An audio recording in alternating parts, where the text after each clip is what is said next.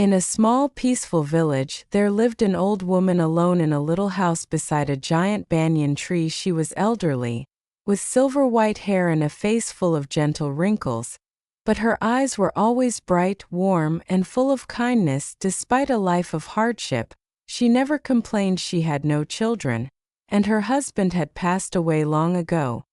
Yet every day, she sat beneath the banyan tree, talking with everyone.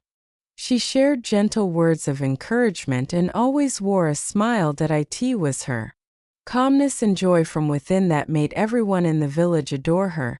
People often came to her seeking peace and warmth, as if just sitting next to her could lighten all the burdens of life. Though the village was peaceful, the lives of its people were full of struggles. Most villagers were farmers, carpenters, or small market traders.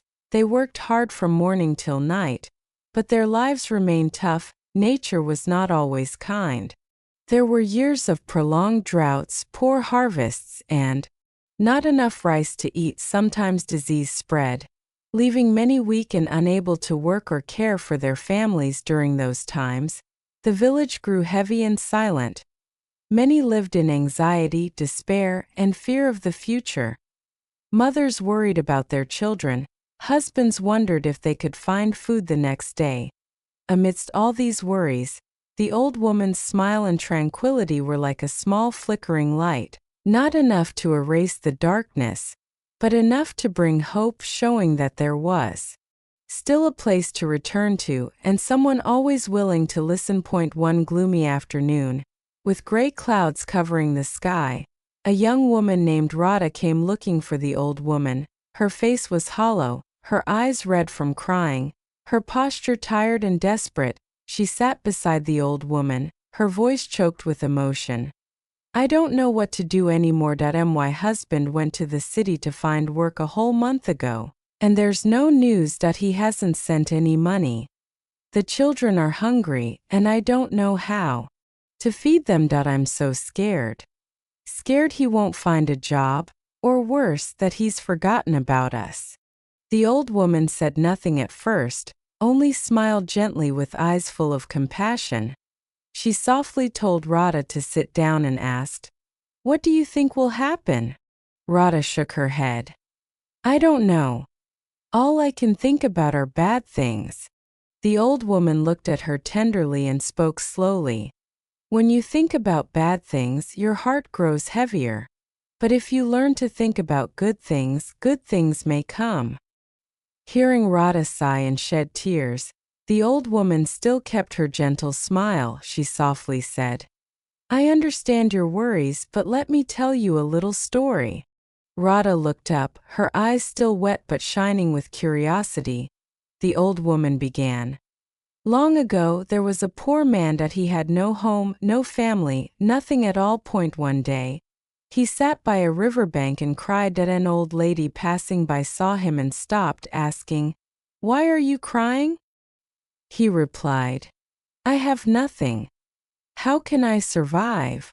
The old lady smiled and pointed out, 'You have the river water to drink, trees for shade, and the sun to warm you. Look around you. There are so many beautiful things still present. If you keep thinking about what you don't have, you will always be miserable. But if you appreciate what you do have, you will find peace within."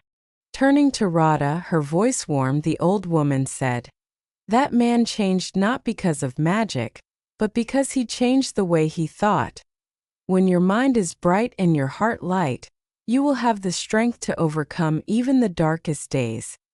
Positive thinking doesn't make difficulties disappear, but it helps you stand strong to move forward." Rada was silent for a long time after hearing the story. Something inside her began to change. She quietly asked, "Can just one good thought really change a whole life, Grandma?" The old woman smiled, her eyes kind. "Yes, dear, that if every morning you tell yourself, 'Today will be a good day,' you will start the day with hope instead of fear. From that hope, you will have the strength to work, take care of your children, and wait for your husband's return." She gently placed her hand on Rada's shoulder and said, "But if you only think about the bad, you will be exhausted from worry. Nothing has happened yet, but your heart has already fallen. Rada nodded, tears still at the corners of her eyes but feeling lighter. She whispered, I understand. I will try to think good thoughts from now on. The old woman held her hand gently and said, That is the first step, my dear. Change always begins within the mind. From that day on, Rada returned home with a different spirit. Every morning she told herself, Today will be a good day. This simple phrase was like a gentle reminder, giving her strength to start anew. She worked hard, gathered vegetables from the garden, mended old clothes for her children, and tried to cook the best meals she could. Though hardships remained, her heart was no longer dark. She never forgot to pray every night, quietly hoping her husband would be safe and send news soon. And then, just a few weeks later, a miracle happened. She received a letter from the city. It was from her husband. He had found a stable job and was sending money home. Rada burst into tears of joy, hugging her children tightly. She immediately ran to the old woman's house to share the good news.